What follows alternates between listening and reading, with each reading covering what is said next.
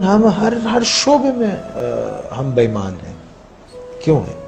تعلیم کا شعبہ، اس میں سفارش اور سیاست ہے، سیاست کے اندر سیاست ہے، اور رشوت ہم لیتے ہیں، بے ایمانی ہم کرتے ہیں، جھوٹ ہم بولتے ہیں، دوسروں کو تکلیف ہم دیتے ہیں، دوسروں کے مالوں پہ قبضہ کر لیتے ہیں، یتیموں کا مال کھا جاتے ہیں، غریبوں کو تکلیف دیتے ہیں، مسکین مسافر محتاجوں کو ان کا حق نہیں دیتے، کسی کی مدد نہیں کرتے، اپنے لیے سب جمع کر کے رکھتے ہیں، اپنے سے آگے نہیں سوچتے.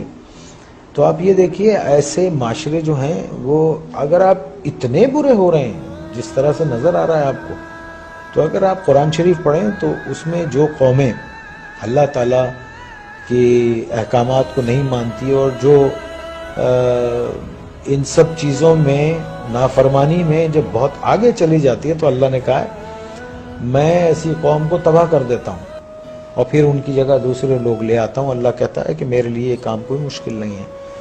تو جو لکھ پتی ہے وہ کروڑ پتی ہونا چاہتا ہے، جو کروڑ پتی ہے وہ اربوں پتی ہونا چاہتا ہے، جو اربوں پتی ہے وہ اس سے زیادہ پیسے والا ہونا. ایک آدمی جس کی تنخواہ 12,000 روپے مہینہ ہے، اس کے گھر کے اخراجات 80,000 روپے کے ہیں. یہ کون سی سائنس ہے آپ مجھے بتائیے کہ وہ اس کو پورا کرتی ہوگی؟ اور یہاں 60% لوگ ایسے ہیں جن کی تنخواہیں اتنی ہیں، لمیٹڈ ہیں، اور ان کے اخراجات جو ہیں. تو پھر کیا کرتے ہیں آپ؟ شارٹ کٹس مارتے ہیں، شارٹ کٹس مارتے ہیں. اور ایک بات یاد رکھیے، دیکھیے اگر آپ نے اپنی اولاد کو حرام کھلایا نا، حرام، بے ایمانی، چوری چکاری، ان سب چیزوں سے لوٹ کے یہ سب چیزوں سے کھلایا، تو وہ آپ کے پاس وہ سارا ویسے ہی نکل جائے گا. آپ دیکھیے کبھی جمع کر کے نہیں رکھ سکتا. اگر اس کے پاس رہے گا، جمع بھی ہوتا ہے، تو ایک ڈیزاسٹر ہوگا اور سب ختم ہو جائے گا. تو ہم کو ٹھیک ہونا چاہیے. ہم انسان ہیں، جانور نہیں ہیں. ہم کو صحیح ہونا چاہیے.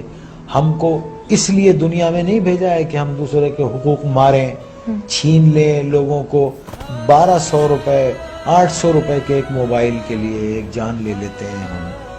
کبھی وہ تنہائی میں بیٹھ کے وہ سوچتے نہیں ہوں گے کہ ایک انسان کی زندگی جب وہ پیدا ہوتا ہے تو وہ گوشت کا لوتھڑا ہوتا ہے، پھر وہ انسانی فارم میں آتا ہے، پھر وہ دنیا میں آتا ہے بے سہارا، بے بس. ماں اس کو 9 مہینے پیٹ میں رکھتی ہے، پالتی ہے، پھر وہ گرم سرد کا مقابلہ کرتا ہے اور بڑا ہوتا ہے، چوٹیں لگتی ہیں، دھوپ ہے، بارش ہے، اور پھر ایک آدمی اس کو ایک 500 روپے کے موبائل کے لیے اتنی تک و دو سے پلنے والے بچے کو گولی مار کے چلا جاتا ہے.